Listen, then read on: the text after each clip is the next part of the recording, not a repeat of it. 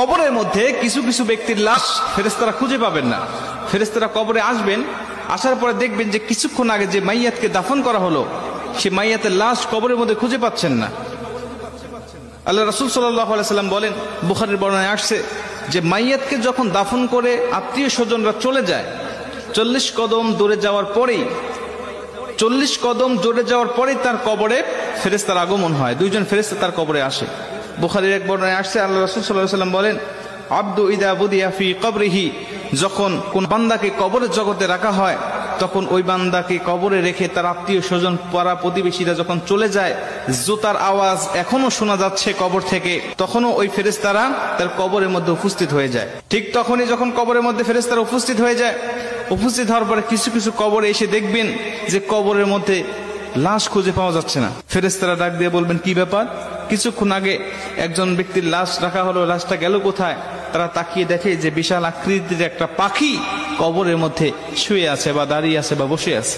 পাখিকে উদ্দেশ্য করে ফেরেশতারা ডাক দিয়া বলেন, পাখি, একটু আগে অমুকের সন্তান অমুক নামে একটা মাইয়াতকে এই কবরে রেখে গিয়েছে, ফুলান ইবনে ফুলান, অমুকের সন্তান অমুক এই কবরের মধ্যে শায়িত করা হয়েছে, সেই লাশটি গেল কোথায়? তুমি কি দেখেছো? পাখিটি ডাক দিয়ে বলবেন, হ্যাঁ আমি দেখেছি। কোথায়? বললেন, সে আমার ডানার তলে ঘুমাচ্ছে, আরামের ঘুম, প্রশান্তির ঘুম দিয়েছে, আমি তাকে কবর থেকে জাগ্রত করব না। ইসরাফিল আলাইহিস সালাতু ওয়াস সালাম যখন সিংহায় ফুঁক দিবে তখন পর্যন্ত আমি তার পাহারাদার হিসাবে এখানে থাকবো, তাকে প্রশান্তির ঘুম দেওয়ার জন্য আমি এখানে তাকে পাহারা দিব। মুসলমান ভাইরা আমার, ফেরেশতারাই পাখিকে ডাক দেয়া বলবেন, পাখি রে, ওই ব্যক্তিকে একটু বের করে দাও, আমরা তাকে শুধু 3টা প্রশ্ন করে চলে যাব। 3টা প্রশ্নের উত্তর যদি দিতে পারে তাহলে তুমি তাকে আরামের ঘুম, প্রশান্তির ঘুম তুমি তাকে পেরে রাখবে। পাখিটি ডাক দেয়া বলেন, না, আমি তাকে বের করে দিব না, আমি তাকে বের হতে দেব না, আমি তাকে ডাক দিতে পারবো না। খবরদার তোমরাও উচ্চ স্বরে কথা বলবে না।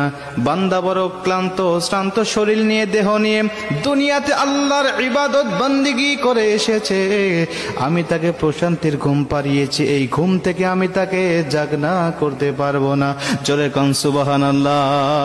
আমি তাকে জাগনা করতে পারবো না ঘুম থেকে। ফেরেশতারা ডাক দিয়া বলবেন, তোমাকে জাগনা করতেই হবে, কারণ আমি তাকে 3টা প্রশ্ন করব, তাকে রব সম্বন্ধে, দিন সম্বন্ধে আর নবী সম্বন্ধে তার কেমন ধারণা আছে, আমি তার কাছ থেকে এই জবাবদিহিটা নিতে চাই। তারপরে তুমি তাকে আরামের ঘুম, প্রশান্তির ঘুম তুমি তাকে পারাবে, যদি সে উত্তরগুলো দিতে পারে। আর যদি না দিতে পারে তাহলে তার কবরটা হবে জাহান্নাম, জাহান্নামের গর্ত, তাকে জাহান্নামের বিভিন্ন আযাবগুলো ভক্ষণ করতে হবে। মুসলমান ভাইরা আমার, পাখিটির সঙ্গে সঙ্গে ডাক দিয়া বলেন, ফেরেশতা, তুমি জানো না এই ব্যক্তিকে আমার আল্লাহ পাক ভালোবাসেন, এবং আমি যে পাখি আকারে তোমরা আমাকে দেখতে পাচ্ছ, আমি দুনিয়ার কোনো পাখি নয়, আমি হলাম এমন একটি আমল।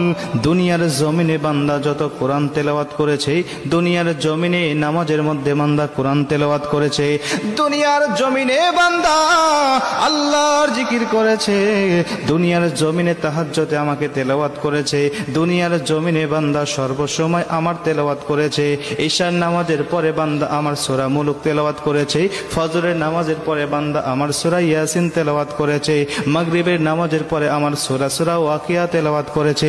বিভিন্ন সময় সে আমাকে নিয়ে পড়েছিল, আমি কোরআন দিয়ে পারিবারিক জীবন, সামাজিক জীবন, রাষ্ট্রীয় জীবন সে পরিচালনা করেছে।